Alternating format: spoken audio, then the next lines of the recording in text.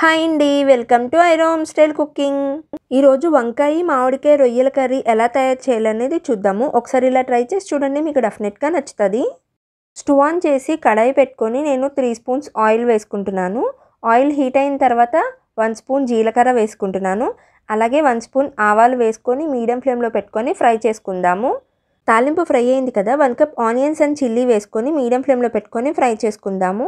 మూత పెట్టుకొని ఆనియన్స్ని ఒక 5 మినిట్స్ మగ్గనిద్దాము. ఆనియన్స్ మగ్గిపోయినాయి కదా, ఇప్పుడు నేను 1 టీ స్పూన్ అల్లం వెల్లుల్లి పేస్ట్ వేసుకొని 2 మినిట్స్ ఫ్రై చేసుకుంటున్నాను. అల్లం వెల్లుల్లి పేస్ట్ ఫ్రై అయిపోయింది కదా, ఇప్పుడు నేను 1 కప్ టమాటాలు కూడా వేసుకొని ఒకసారి మొత్తం అంతా కలుపుకొని మూత పెట్టుకొని టమాటాలని 5 నిమిషాలు మగ్గనిద్దాము.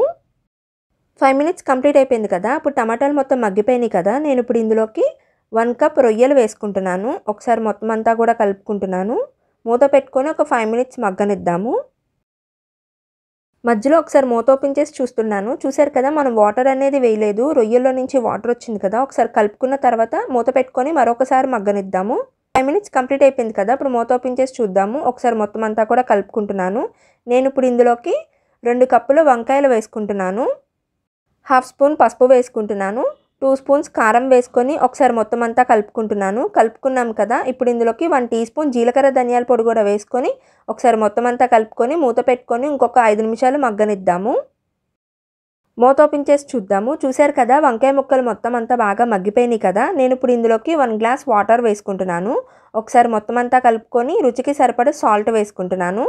సాల్ట్ కూడా వేసుకున్న తర్వాత మూత పెట్టుకొని ఒక 10 నిమిషాలు కుక్ చేసుకుందాము. 10 మినిట్స్ కంప్లీట్ అయింది కదా, ఇప్పుడు మూత ఓపెన్ చేసి చూస్తున్నాను. ఒకసారి మొత్తం అంతా కలుపుకున్న తర్వాత నేను ఇప్పుడు ఇందులోకి మామిడికాయ ముక్కలు వేసుకుంటున్నాను.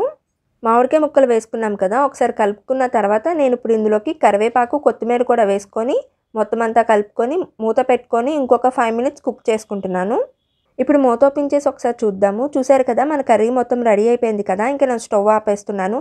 అంతేనండి, సింపుల్ అండ్ ఈజీ వంకాయ మామిడికాయ రొయ్యల కర్రీ రెడీ అయిపోయింది. ఒకసారి ఇలా ట్రై చేసి చూడండి, మీకు డెఫినెట్గా నచ్చుతుంది.